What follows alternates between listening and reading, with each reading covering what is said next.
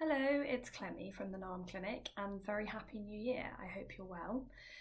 This week I am talking about Veganuary and veganism. So for those of you who don't know what Veganuary is, it is a movement to help to encourage people to adopt a vegan lifestyle during January and then for the rest of the year.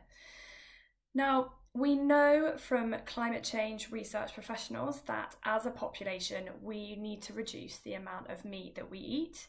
And when we do eat meat, that we need to be more conscious about where that meat's coming from and the farming practices involved. So from a nutrition perspective and from a food perspective, we are all very unique, and there is certainly no one size fits all when it comes to diet. And it's for this reason that I do get a little worried around this time of year when January comes around and the Veganuary marketing push from all the supermarkets and social media comes to the forefront. So what do we know? Well, from a health perspective, we do know that eating more plant foods and a greater diversity of plants, and that's whole grains, beans, pulses, lentils, legumes, nuts, seeds, and fruits and vegetables, is good for us. But that doesn't have to mean giving up meat completely or going vegan if you don't want to, or if you're not able to, and there may be a number of reasons for that. That may be for health reasons, preferences, or perhaps food access or skills, etc. Now, I completely support anyone who is trying Veganuary and wants to try Veganuary. But if you're unwell or you're not able to do this, then I feel very strongly that you should not be made to feel guilty, and you should not feel guilty about it. So if you already have issues with absorbing food, like with Crohn's and colitis, and perhaps you're in the midst of a flare-up, then actually adopting a vegan lifestyle may not be quite the right thing for you to start trying right at this moment, as vegan diets can lack some important nutrients and they can be a real change for some people. Often as well in Crohn's and colitis, you may as well be following an already quite restricted diet. So actually restricting this further may not be the most beneficial thing for you right now and may actually put you at risk of further nutrient deficiencies. So if it's something that you're considering, then it's important to talk to a nutrition professional before you do it. Now, I want to say at this point, I'm definitely not anti-vegan at all.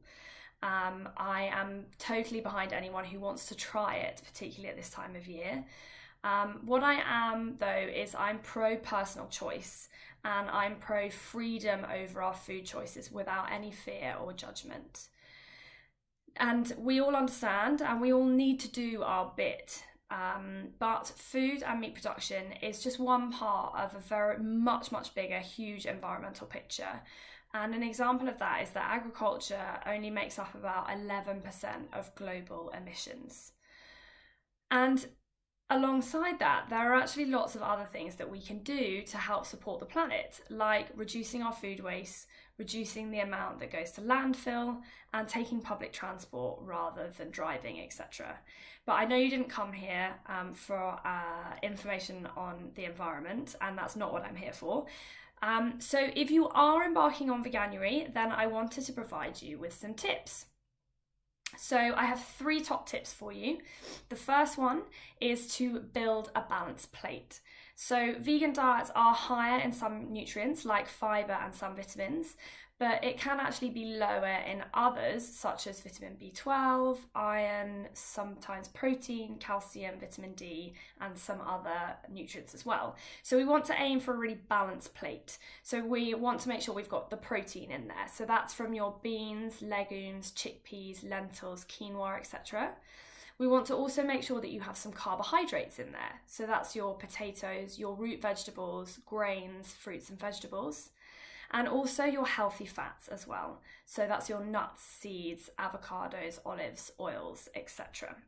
And just to say that if you plan to follow a vegan diet for longer than just January, then I would suggest that it would be beneficial just to have a chat with a nutrition professional, just to make sure that you're doing it correctly and that you're getting all the nutrients that you need from those changes, and that if you need to supplement, which is often the case with vegan diets, then that you're supplementing correctly.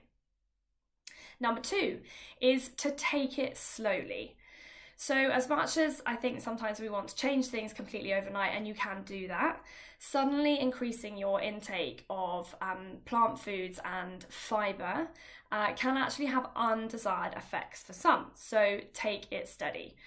So if you're not used to having lots of beans, pulses, fibre and veg, etc. in your diet, and suddenly increasing these can actually make some people feel very bloated, very uncomfortable, in pain, and can also cause excess gas as well. So if you have found that this is how you've been feeling, rather than going completely vegan overnight, perhaps trying to incorporate more plant-based foods and plant-based meals into your week to start with.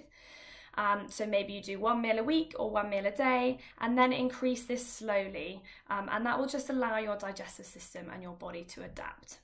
And number 3 is to opt for whole foods. So vegan doesn't necessarily mean healthy, and it also may not automatically mean environmentally friendly either. There are plenty of highly processed vegan meals and foods available in the supermarkets, which may not actually be the most nutritious options for you. So the main aim really is to try and aim for eating all whole foods, or the majority of whole foods. So there's things like beans, pulses, lentils, fruits and vegetables, rather than opting for too many processed meat or meat replacement meals. I hope you found that useful. And we'll see you again soon. Thanks very much.